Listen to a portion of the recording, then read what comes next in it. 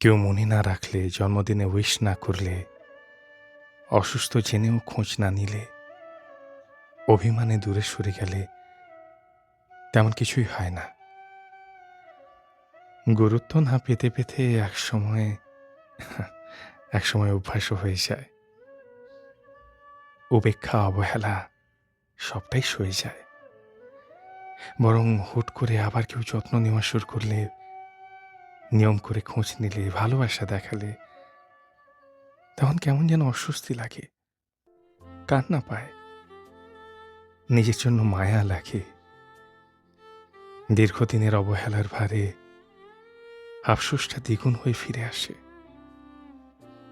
অভ্যস্ত হয়েছে অনিঃসঙ্গতা ভাঙতে যতটা না ভালো লাগে, তার চেয়ে বেশি ভয় হয় হারিয়ে ফেলার, কিংবা কিংবা আবার একা হয়ে যাওয়ার ভয় হয়, ভীষণ ভয়।